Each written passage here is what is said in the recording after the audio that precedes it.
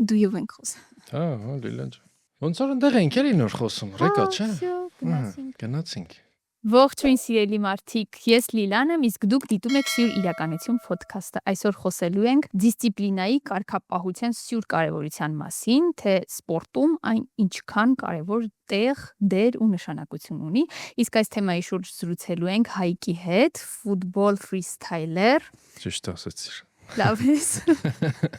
Լավ, դուք լավ եք։ Լավ, մերսի։ Դու լավ ես։ Լավ եմ, ընտիր։ Ես պայմանավորվել ենք, որ պիտի դույով խոսեինք այդ պահներ։ Հայկ, գաղտնիք չեմ բացի, որ մեր օրերում մոտիվացիան համացանցում թրենդ է դարձել։ Ինչ է մոտիվացիան քեզ համար, արդյոք այն գոյություն ունի թե ոչ, ու հետո արդեն կքննարկենք այլ անկյունից հարցը, արդյոք մոտիվացիան դիսցիպլինան կապ ունեն իրար հետ, թե մեկը մյուսին փոխարինող երևույթներ են։ Նախ ուրախ եմ գտնվել ստեղ ու սենց ազատ քննարկում անել, որտեվ շատ կուզեմ իմ հետևորդներն էլ այս ամեն ինչը լսեն, թե ես ինչ կարծիք ունեմ մոտիվացիայի մասով։ Մոտիվացիան իմ համար մի քիչ կարճաժամկետ էֆեկտ ունի, ինքը սենց կարճ պահին քո այդ երջանկության զգացումն է, որ մի պահ լինում է, մի պահ չի լինում, էլի։ Շատ կարճաժամկետ է, բայց դիսցիպլինան ոնց որ անընդհատ պահելով, ոնց է, ուզում ես ինչ-որ նպատակ ես դրել անես, բայց հաջորդ օրը զարթնում ես, մի քիչ տրամադրության անկում ես ունենում, ինչ-որ ստրեսային իրավիճակ է լինում։ Մոտիվացիան լինում անցնում է, բայց դիսցիպլինան պահելով դու շուտ-շուտ ես բերում այդ մոտիվացիան, էլի։ Դիսցիպլինայի միջոցով կարող ենք հասնել մոտիվացիայի։ Իսկ ինչ կասես, որ հոգեբանները մի շարք հոգեբաններ պնդում են, որ իրականում գոյություն չունի մոտիվացիա երևույթ, ինքը նույն դիսցիպլինան է, այսինքն ուղղակի մարդը պիտի դիսցիպլինար կյանք վարի ու կունենա նշված արդյունքը։ Անկեղծ դրանք սա շատ լավ խոսք ասում եմ, դրանք մի պահ լինում անցնում են, էլի։ Անցողիկ են։ Մեմ են, սենց ասած, որտեվ մարդիկ տեսնելով այդ ամեն ինչը ասում են ինչի է ինքը սենց հաջողություն ունի, ես չունեմ, ու այդ է տեղի այդ մեխը, որ դու էլ ես ուզում այդ, Քեզ թվում է բայց գաղտնիքը այդ դրա մեջ է։ ռեալ մոտիվացիա չի։ Բայց դու եթե քո մեջ դու գիտես, որ դու լավ, չգիտեմ, խառատ ես կամ հին մասնագիտություններ ասեցի, դու դրանից ես մոտիվացվում, էլի, քեզ համեմատելով նախկինիդ հետ։ Դիսցիպլինան պահելով, ինքդ քեզ հետ նկատի ունես։ այո, ինքդ քեզ հետ։ Ամենաճիշտ համեմատությունն է, որտեվ ուրիշի հետ համեմատվելը այդ լավ բանի չի բերում միշտ։ Հետո ճիշտ չի։ Ինչ գիտես, ինչ ճանապարհ անցել այդ մարդը, որ ունի այս պահին այս արդյունքը։ Այո, ինքը ուրիշ է, դու ուրիշ ես։ Չես կարող դու համեմատվես, էլի։ Այդ շատ է լինում այդ դու հել ես ցանկանում նմանվես, մեր մեջ էլ է լինում, բոլորիս մեջ կա այդ նախանձը, բայց չպետք է դու պետք է միշտ քեզ այսպես կառավարես, ասես դու ուրիշ ես, ինքը ուրիշ է, դու քո հատկություններն ունես, Դու քո ճանապարհն ունես։ հա, դու քո ճանապարհն ունես, ամեն մեկը իրան ունի ու ամեն մեկի ճանապարհն էլ բարդ է իրոք։ Իրոք, հա։ Ես նոր եմ հասկանում, հենց մի քանի տարի առաջ այսքանը հաստատ չէի մտածի, էլի, որտեվ լինելով այս ամեն ինչի մեջ, այս բլոգինգի մեջ, առաջ ուրիշ բան էի պատկերացնում, հիմա ուրիշ։ Ուրիշ էին ընկալումները, իսկ այս իրականության մեջ ինչ բացահայտեցիր քեզ համար։ Բացահայտեցի, որ կողքից նայելով դու չես կարող ենթադրես այդ գործի դժվարությունը։ Մտնելով աշխատանքի բուն էության մեջ, Այո։ հենց այդ դժվարությունների մասին խոսենք, որոնք են եղել քեզ համար այդ դժվարությունները։ Դժվարություններ բլոգինգում շատ են եղել, ամենաշատը հոգեբանական դժվարություններ, ինքը չգիտեմ շատ են խոսել այս մասին թե չէ, բայց բլոգինգը շատ ստրեսային մասնագիտություն է համարվում, էլի։ Դեռ չենք խոսել։ Մեծիով Հա, լսում։ այս առաջինը թող լինի ձեր ոդքասթում։ Պրեմիերա։ Հայկ ֆրիստայլի կողմից ինչ ենք խոսում։ Ինքը շատ ստրեսային մասնագիտություն է համարվում ու լուրջ բլոգինգով զբաղվողների մասին եմ ես խոսում, էլի հիմա շատ նայողներ կլինեն ու շատ հայտնի բլոգերներ կան, որ հասկանում են ինձ էլի այդ հարցում։ YouTube, չգիտեմ, TikTok կլինի, Instagram կլինի, ամեն մեկը իր կոնտենտն է պահանջում էլի քեզնից ու լուրջ մոտեցում։ Ու մի պահ է գալիս դու սենց անկում ես ապրում։ Սինուսոիդի պես է այս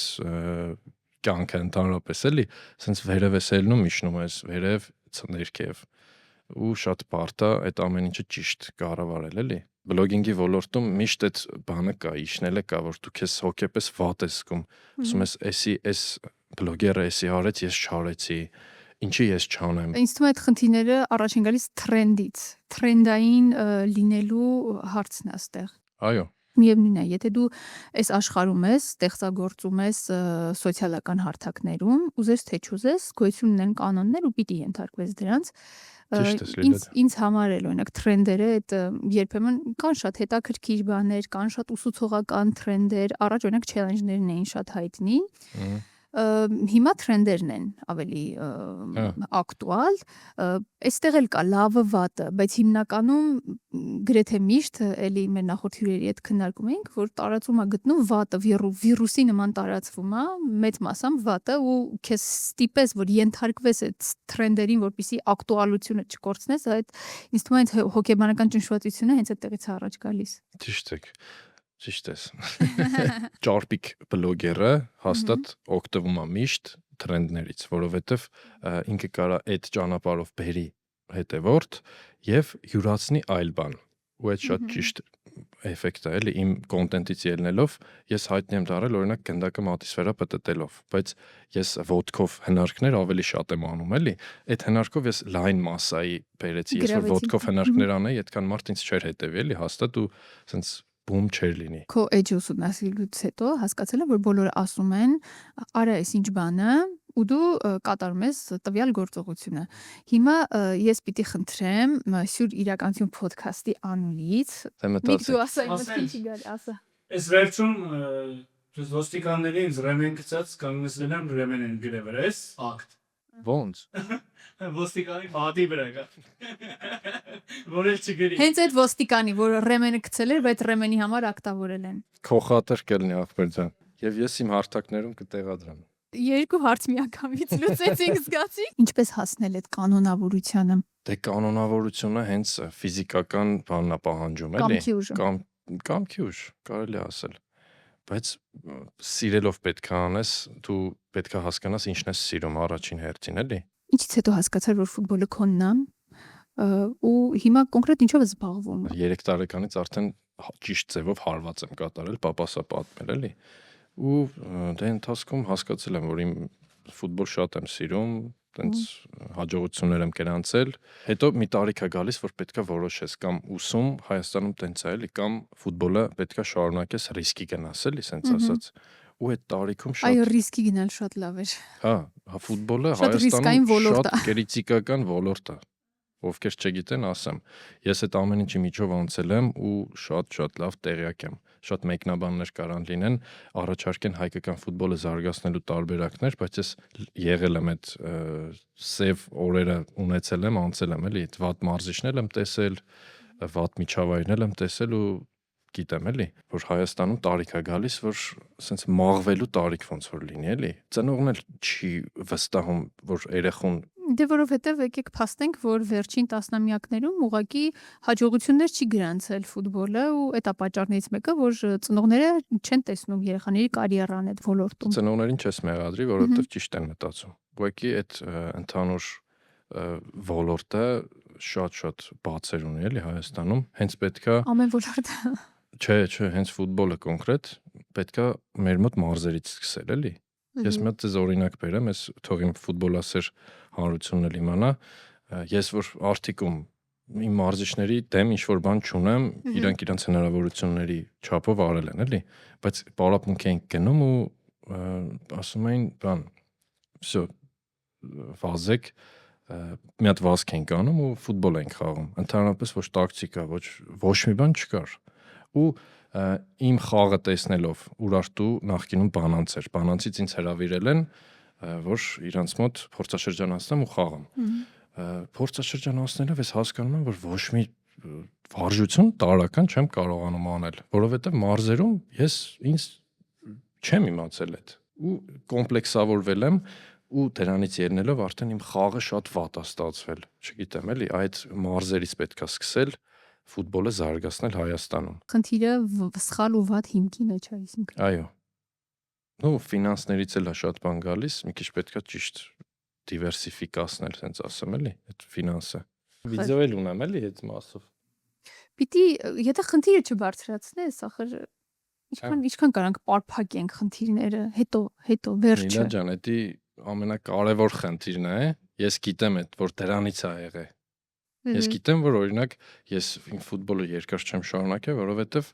չեմ իմացել լիքը բաներ, որ հետո եմ հասկացել, բայց ուշ ա եղել արդեն։ Բալետ պարողները պետքա սկսել 6 տարեկանից, ու դե կանոններ կան, չէ, հստակ։ Սպորտը սիրում է։ Տարիք կա, որ երեխայի ուղեղը էլ չի ընկալում շատ։ Օրինակ 12 տարեկանում 9-ից 12 sense տարիք են համարում, որ երեխաները սա ընդհանուր վարժությունները ֆուտբոլային այդ տարիքում լավ են ընկալում։ Հետո մի քիչ բարդ է արդեն իրանց մեջ մտցնել, էլի։ Հետո ի վերջո ֆիզիոլոգիապես, այո։ Ну 16-17 տարեկանում ֆիզիոլոգիապես հենց էլի պինդես, կարաս, շատ կարաս։ Պրոստը այդ տարիքում արդեն այդ ֆիլտրն է գալիս, որ դու պետքա կամ ֆուտբոլով շարունակես կամ չշարունակես, էլի։ Ու հարցը արդյոք քո մարզիչը քեզ այդքան հնարավորություն կտա, որ դու շարունակես, այդ էլ կա։ Ակումբային ֆուտբոլը էլ չասեմ։ Շատ բացեր կան, բայց հիմնական թիրախը ես համարում եմ հայկական ֆուտբոլի զարգացման մարզերից ճիշտ մարզչական խմբով,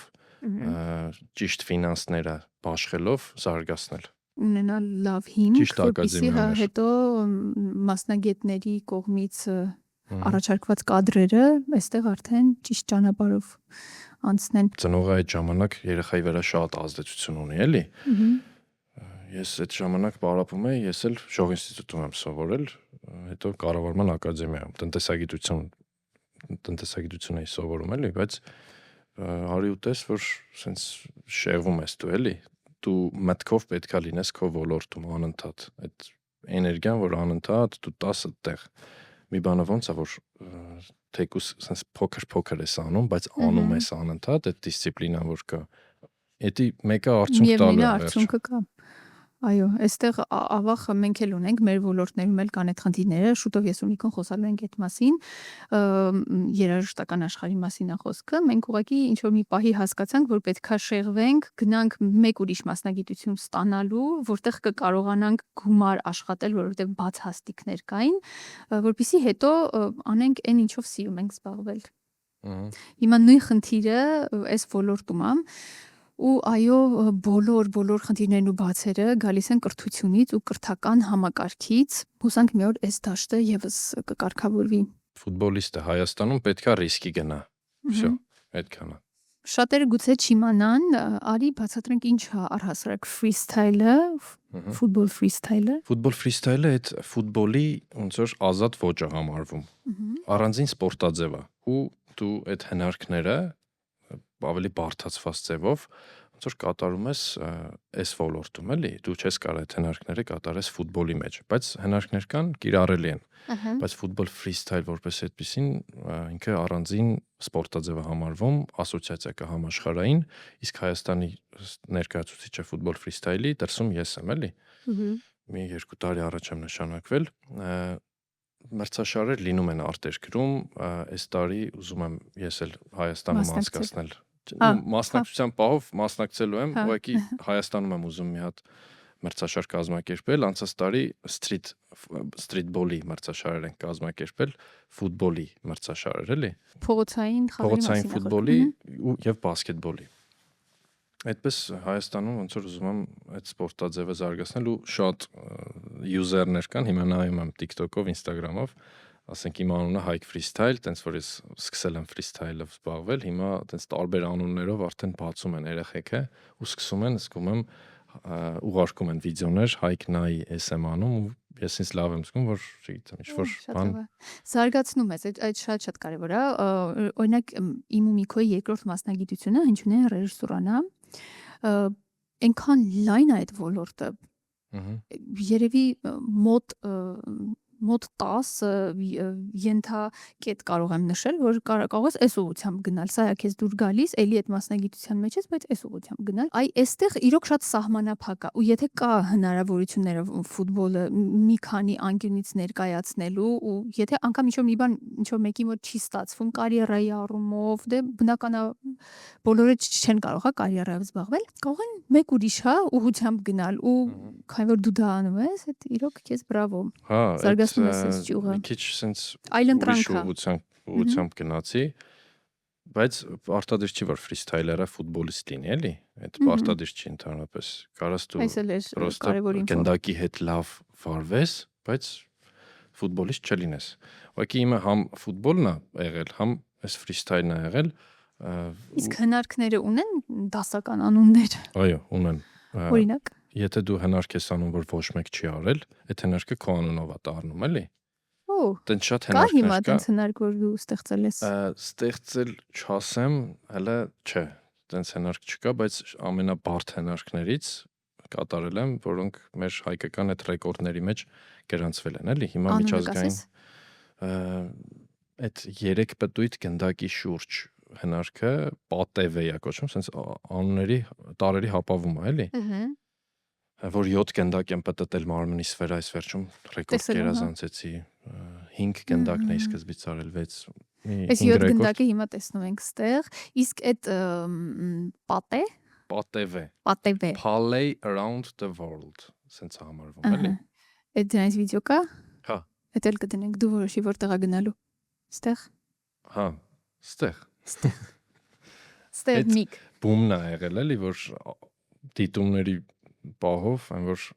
ինձ ուշ տվեց այդ ռեկորդը, որ ես ֆուտբոլ ֆրիստայլը շարունակեմ էլի 3 պտույտ գնդակի շուրջը։ Հետևորդները կհիշեն։ Այդ Հայաստանում բաներ էլի, sense որ առաջին անգամ են տեսնում մարդիկ ու շատ քչերն են արել էլի այդ ժամանակ աշխարհում, տենց որ արեցի, sense լավ բում եղավ էլի։ Բումի թեման սահուն բերենք բլոգինգի աշխարհ, ինչից հետո հասկացար, որ պիտի զբաղվես բլոգով։ Դե հասկացա, որ շատ ասելիք կա ֆուտբոլային բնագավառում, թե կոնտենտի պահով, թե մարդկանց ինֆորմացնելու էլի, թե YouTube-ում, թե TikTok-ում, թե Instagram-ում, բայց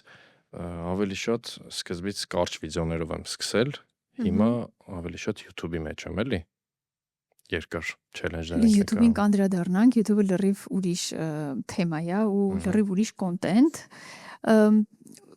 Կարճ ավելի հոլովակների մասին այս դաշտը Instagram, TikTok, Facebook եւ այլն, որ հոլովակից հետո հասկացար, որ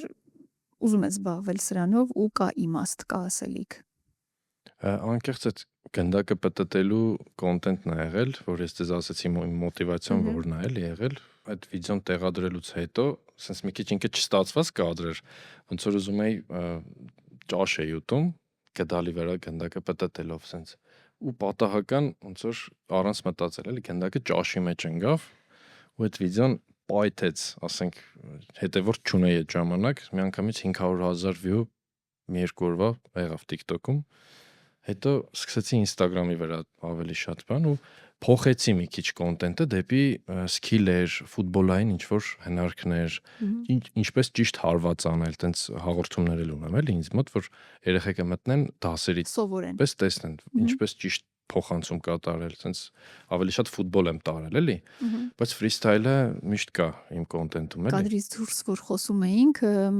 այս ամենի մասին ենք խոսում, սոցհարթակներ եւ այլն ու լայքերից էմոցիոնալ կախվածության մասին խոսեցինք, շատ դու խոսեցիր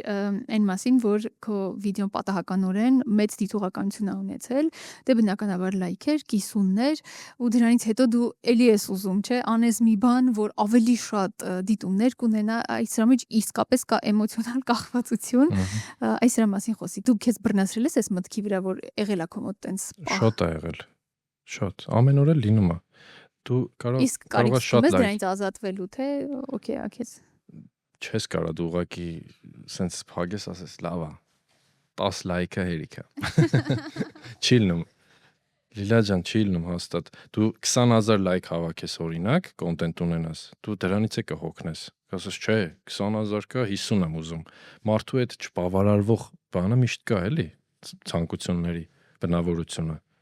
չես բավարարվում միշտ շատ ես ուզում բայց այդ էմոցիոնալ կախվածությունը շատ վատ է ազդում օրինակ իմ վրա ինքս էի ասում չպետք է համեմատվես, բայց ես եմ ինձ համեմատում, ասում եմ, ինչա իրա այս կոնտենտ ստեղծողի մոտ շատ, իմ մոտ քիչ։ Սենց մեկ-մեկ լինում է, էլի։ Այս անկեղծ բայց կողդ կոնտենտ ստեղծողը այնքան անկապ բան է անում ու հիմնականում հենց այդ անկապություններն են տարածվում։ Էդ էլ կա, ճիշտ եք, բայց ճիշտ ես։ Հայ։ Ճիշտ ես։ Էդ էլ կա, ճիշտ ես, բայց հիմնականում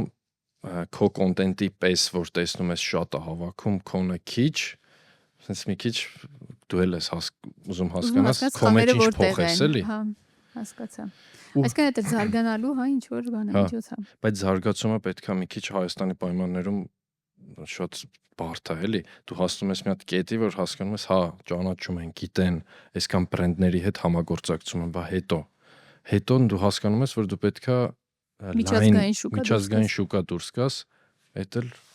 շատ բարդ է, բայց իմ կոնտենտը ինձ թույլ տալիս է, էլի, որ ես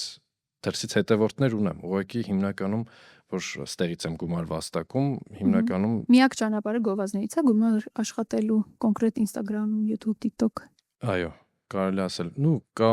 մոնետիզացիա ասված է, բայց կա Հայաստանում շատ չեն Չինա, էլի։ Այսինքն միակ ճանապարհը Ինչքան ես գովազներն է։ աշխատում մոնետիզացիայից, բայց չեմ պատկերացնում, որ չկա ուղղակի։ չկա ուղղակի։ Էդ էլ է էլի լուրջ խնդիր է իրոք, որովհետև ամբողջ աշխարհում մարդիկ հենց այդ մոնետիզացիայից են գումարներ աշխատում, իսկ մեր երկրում ուղղակի չի գործում։ Գովազդարույց Նորմալ չի։ չեն կապված, էլի, այդ կապվածությունը շատ է, ասենց ճնշում քեզ հոգեպես, որ դու որ ասում ես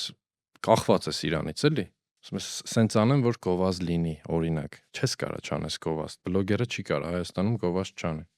Դա պետքա ֆրիստայլեր լինեք։ Շատ ենք խոսում մեր տաղավարից սյուր իրականության տարբեր սոցիալական հարթակների ու բլոգինգի հատկապես մասին, բայց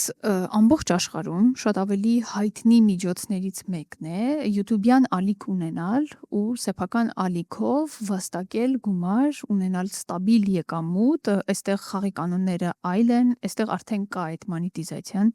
այստեղ դու միայն գովազդատուից չես կախված, դիտումներից եւս կարող ես գումար վաստակել, ինչքան դա հարցի մյուս կողմն է։ Որ ասում ես դիտումներից գումար, արդեն խնդում եմ։ Լուրջ։ Մենք դες մեծ հույսեր ունենք։ Լավ էսա կասես։ Չէ։ Ափսոս։ Այս հարցերը համել իմ համար եմ էլի տալիս։ Մեզ այս ոլորտը շատ է պետք։ Ի վերջո տարբերությունները հասկանանք, հա, ալգորիթմը ոնց է աշխատում YouTube-ում եւ մյուս սոցիալական հարթակների հետ տարբերությունները, նմանությունները եւ այլն։ Ինչպես բոլոր սոցիալական հարթակներում, YouTube-ը նաեւ ուզում է անընդհատություն։ Դու պետքա շուտ, շորտեր, YouTube-ի երկար վիդեո տեղադրես ակտիվությունը ապահովելու համար։ Ինչը վերաբերում է մոնետիզացիային, չկա։ Այսինքն կա, բայց այնքան չեն Չինա այդ քո արածի դիմաց, որ կարող է այդ քո տաքսի փողը լինի, էլի, որ դու գնացել ես Սյոմիշնի տեղ, երկու հատ ջուր ես արել։ Իրականում շատ քիչ է ու հիմնականում գումար վաստակելու միջոցը գովազդներն են, ինչպես միշտ։ Իլաջան։ Այսինքն YouTube-ում էլի գովազդների վրա է։ Այո, գովազդների ուղղակի YouTube-ը ես մի քիչ ավելի լայն ու լուրջ տեղ եմ համարում, ինչի համար, որովհետև դու քեզ ցույց ես տալիս այդտեղ որպես մասնագետ, սենց ասած։ Բլոգեր ասվածը մի քիչ սենց ուրիշ է, էլի, եթե YouTube-ում ես դու, որ դու իսկական բլոգեր ես, չգիտեմ, YouTube, Instagram, TikTok, ճիշտ է, կարճ ժամանակահատվածում էլ է բարդ վիդեոներ ստանալ, բայց YouTube-ի երկար վիդեոներ ֆորմատ ունենալ այդ իրոք բարդ բան է, էլի, եթե քեզ արդեն սկսել են հետևել շատ, ծախսնաշատ, չգիտեմ, այդ սցենարային պահերը ինքը պրոյեկտ է համարվում, էլի։ Ինքը լուրջ է։ Ու sense ոնց որ բլոգինգի մեջ դու հիմքեր ես գցում, չի մոռացվում այդ ամեն ինչը, էլի։ TikTok-ում sense մոռացվածության այդ ցուցանիշը մի քիչ շատ է, էլի, որ կարող է sense ինչ-որ բան անես, արեցիր, մարդիկ մոռացան։ Ժամանակ անցնում մարդիկ մոռանում են։ Մարդիկ չեն սիրում հիշել, էլի, հա։ Բայց YouTube-ը քո վիդեոները անընդհատ կարող է անընդհատ աշխատում է երկարների մասին է խոսքը, էլի, ու ինչ որ թեմա եթե ակտուալ է դառնում sense գլոբալում, կարող է այդ վիդեոդ այդտեղից էլի sense Եվ նորան ընկնեն քո վիդեոյի մեջ։ Էլի ինքը անընդհատ sense ոնց որ քեզ մարդկանց հիշացնում է, էլի, որ sense մարդ կա, մարդիկ էլ փնտրելու համար ուր են մտնում YouTube։ Google-ն էլ ի վերջո ավելի արագ YouTube-ն է առաջարկում, չէ՞, քան մյուս սոցիալական հարթակները։ Իսկ քո դեպքում ոնց է եղել։ Սկզբում եղել ես Instagram, այս հարթակում ես եղել տեղափոխվել ես YouTube, թե հակառակը։ Մի վիդեո եմ գցել, տենց չեմ աշխատել YouTube-ի վրա, էլի։ Freestyle-ի ինչ որ տրյուկներ էի անում փոքր ժամանակ։ Հիմա որ այդ վիդեոն գցում եմ, տենց պայթում է, շատ են նայում, էլի։ Հետո կորոնայից հետո 20 թվականից հետո սկսեցի sense կարճ ակտուալ էր, չէ՞, արդեն ես ասացի իմ հնարքները ցույց տամ ու sense լավ եղավ էլի, TikTok Insta-ից եմ սկսել։ Հետո տեղափոխվել եմ YouTube-ին, ոնց որ լուրջ եմ վերաբերվել, ուղղակի 3-ը իրար հետ շատ բարդ է։ Մենք հիմա հակառակն ենք անում, էկորճի edge ունենք հա TikTok-ում։ Մենք այդ հարթակները օգտագործում ենք մարդկանց ներգրավվելու համար, որպեսզի իմանան YouTube-ում կա շատ կարևոր է Instagram, TikTok-ը, շատ TikTok-ը։ Այդ կարճ ֆորմատով մարդկանց տեղեկացնել, որ գոյություն ունի նման podcast, գնացեք YouTube, որպեսզի տեսնեք։ Այդ գործիքը ոնց որ դրա համար ենք օգտագործում։ Instagram-ի ալգորիթմը մի քիչ sense քեզ քաշում է, էլի, մեկ-մեկ TikTok-ը կոնկրետ շատ լավ գործիք է, էլի, բրենդը զարգացնելու, քո կերպարը զարգացնելու համար էլի։ Քաշումը ինչ իմաստով, որ անդադ ինչ փոփոխություններ է ենթարկում։ Հա, շատ է փոխվում ու իմ կոնկրետ կոնտենտի մասով lifestyle-ը չգիտեմ ոնց է աշխատում, կոնկրետ ֆուտբոլ, freestyle, մի քիչ sense ինքը պետքա ինչը որ անում ես, էդի անես էլի։ Դե ինձ թվում է ինքը հենց ձգտում է, չի ուզում նմանակի TikTok-ին, բայց ձգտում է TikTok-ի հաջողությունը վերցնել, դրա համար անընդհատ փոփոխում է, որպեսզի գտնի գործիքները։ Հա, բայց TikTok-ի դիտումները մեկը sense միշտ ինքը քեզ ավելի շատ է sense տարածում էլի։ Այստեղ պարտության հարց կա։ Հա։ Իսկ ըստ քեզ ի՞նչն է պատճառը, որ հայկական ֆուտբոլը շուրջ 5 տասնամյակա չի կարողանում ինքն իրեն գերազանցել ու նախկին հաջողություն ունենալ։ Լիլա ջան, հիմնականում ես կապում եմ էլի այդ ստրուկտուրայի, ակադեմիաների, մարզիչների, ակադեմիական